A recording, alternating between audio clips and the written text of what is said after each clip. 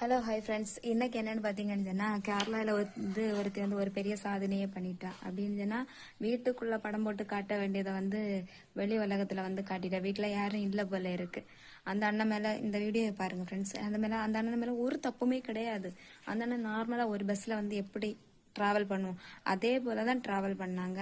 இவளுக்கு வேற ஆள் இல்லாதது போலைக்கும் அதை பப்ளிக் பண்ணி அது எதுக்கு பண்ணணும்?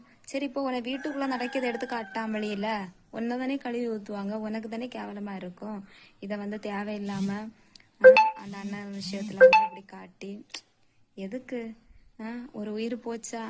தேவையில்லாம ஒரு உயிர் போச்சா? அந்த அண்ணனுக்கு லைஃபே முடிஞ்சு போச்சா? இனி அந்த அண்ணன் என்ன பண்ண முடியும்? அந்த அண்ணன் தப்பு பண்ணதுனால தானே இவ்வளவு தூரம் அந்த அண்ணன் ஒரு முடிவு எடுத்திருக்காங்க. எதுக்கு இப்படி தேவையில்லாம பண்ணிட்டு இருக்குதியா? நீங்க போய் ஆடுங்க, அவுத்து போட்டுட்டு ஆடுங்க, என்னவும் பண்ணுங்க. தேவையில்லாம கேவலமா இருக்கு. கேரளத்துலதான் இப்படி நடக்குது. நிறைய வீடியோஸ் இப்ப கேரளத்துல ஏதோ பஸ்ல டிராவல் பண்ணாம அவங்களுக்கு மட்டும்தான் அடிபடுதுன்னு சொல்லிட்டு எல்லாம் போட்டுட்டு இருக்காங்க. எதுக்குதான் இப்படி எல்லாம் போடியாங்கன்னு சொல்லிட்டு சத்தியமா எனக்கு தெரியல. பாவம் அந்த அண்ணனுக்கு லைஃபே முடிஞ்சு போச்சு. அந்த அண்ணனுக்கு ஒரு பிள்ளை ஏதோ உண்டு போல. பாவம் அவங்க எல்லாம் இனி எவ்வளோ கஷ்டப்படுவாங்க.